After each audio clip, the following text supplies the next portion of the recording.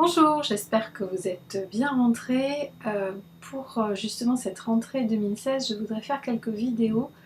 sur les basiques de l'intelligence collective. C'est-à-dire qu'il y a vraiment des prérequis, des éléments essentiels qu'il me semble important de partager afin que toute expérience d'intelligence collective et de coopération se passe au mieux. Je voudrais mettre l'accent dans cette vidéo sur l'importance de la parole, du dialogue, de l'échange. Pour qu'il y ait intelligence collective, il est essentiel que les personnes qui sont dans le groupe, que ce soit une équipe, un groupe de quelques personnes ou d'un plus grand nombre, se soucient de la qualité de la relation, se soucient du dialogue, prennent le temps de l'échange et que toute incompréhension, toute difficulté, tout malentendu puisse être parlé, puisse être discuté d'abord à deux, entre les deux personnes concernées. S'il y a plus de deux personnes concernées, que l'échange puisse être fait effectivement en one-to-one à chaque fois, hein, parce que c'est vraiment important que les choses soient dites, c'est-à-dire eh bien, partager les représentations de la situation, partager la compréhension de la situation, pouvoir s'écouter dans les interprétations, pouvoir entendre les malentendus et avoir une opportunité de, voilà, avec cet échange de représentations, d'arriver à un point de vue commun qui permette de retrouver de l'élan et de rebondir et de créer quelque chose. L'intelligence collective, c'est quand même l'émergence de quelque chose qui dépasse la somme des parties. C'est une créativité, un élan, une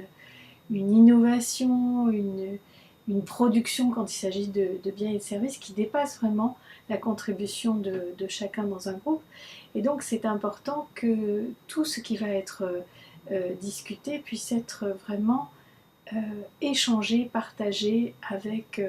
délicatesse et maturité. C'est la raison pour laquelle il n'est pas possible de faire de l'intelligence collective sans avoir d'un côté travaillé sur soi évidemment, deuxièmement avoir des acquis en intelligence émotionnelle, mais plus que l'intelligence émotionnelle, c'est avoir une maturité d'intelligence émotionnelle, c'est-à-dire avoir la capacité à pouvoir dire clairement les choses, à pouvoir recevoir les propos d'autrui sans être mal à l'aise, à pouvoir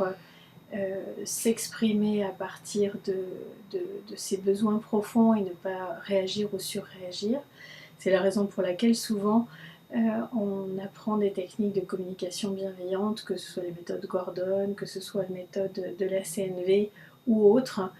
L'essentiel étant de prendre conscience de ce qui se passe en soi pour que la communication soit la plus contributive possible au groupe et que ce qui va être dit pour les personnes soit au service du nous, soit au service du collectif, et que s'il y a des difficultés, des indélicatesses, des malentendus, ça puisse être fait avec le maximum de distance par rapport à ce qui se passe en soi et par rapport à ce qui se passe avec l'autre pour que il puisse y avoir une résolution et que ça soit fluide. L'intelligence collective a besoin de cette fluidité, de cette confiance qu'il va y avoir entre les personnes, confiance qui peut s'établir, notamment s'il y a un cadre, j'y reviendrai, mais s'il y a une qualité de relation, une maturité émotionnelle, pas juste une prise de conscience de ses émotions, mais également une maturité. Voilà pour aujourd'hui. À bientôt!